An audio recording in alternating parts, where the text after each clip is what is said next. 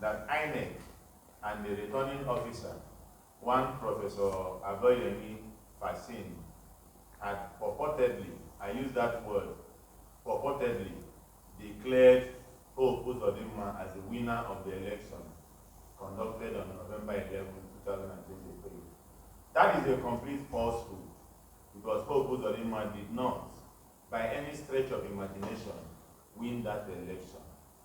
As a matter of fact, what happened on November 11 was not an election properly so called. It was a big shame to INEC and to our democracy. We will go straight into what transpired. First of all, there were so many places that elections did not hold. Of prominence is Osun local government. Election did not hold anywhere in Osun local government. But during collation, we saw a collation officer coming to present a result emanating from Osun. There was no election in that place. There are so many other local governments that election did not hold. If you go to Idato North, in Izuogu Ward 1, Izuogu Ward 2, Iheme and Indi Moko, election did not hold there. We heard that they hijacked the material and took it to the house of one Chief Innocent Anozie Omeremba in Akokwa. There they used policemen to barricade the road and provided security cover for them to rig election. The governor Hope Uzodinma also visited that premises while this rigging was going on. You go to Olu, 7 wards in Olu, election did not hold.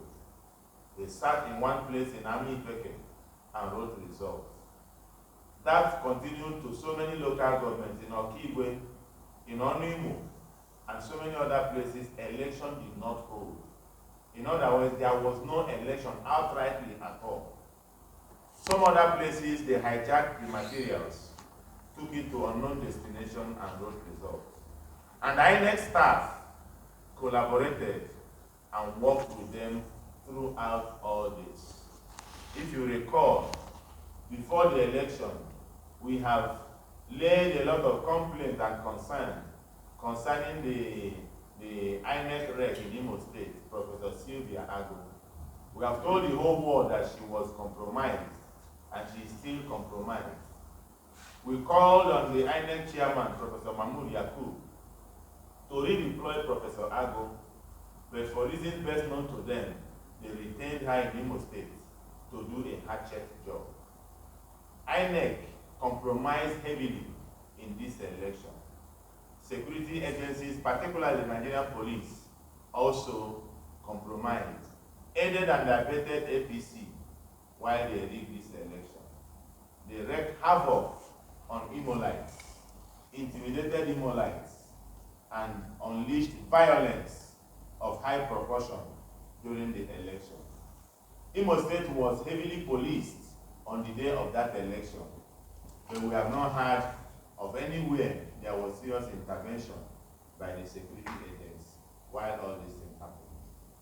Then after the so-called election, we were summoned at the collation hall in INEC for the collation.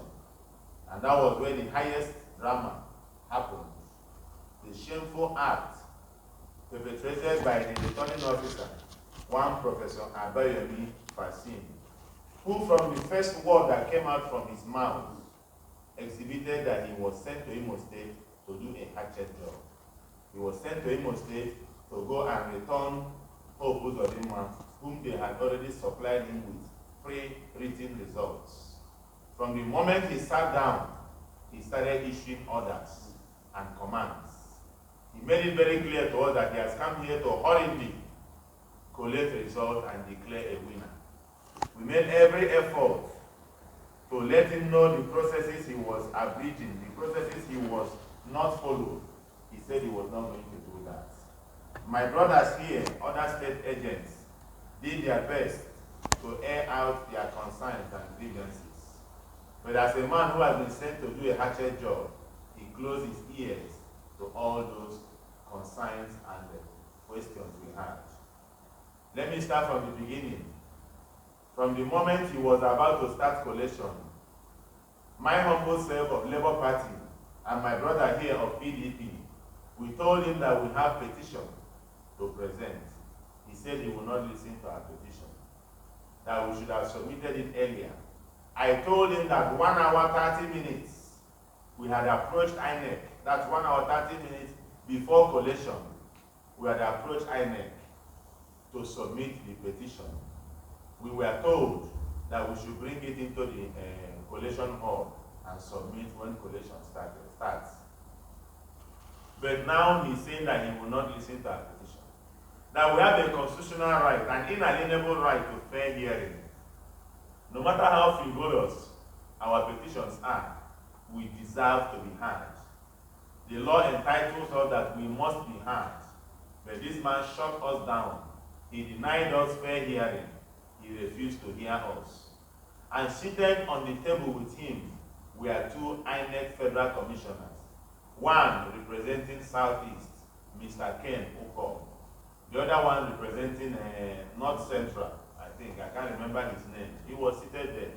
The rec was also there. The Commissioner of Police was there. The DSS was there. I think Immigration and Civil Defense. So many other top security chiefs were all seated there.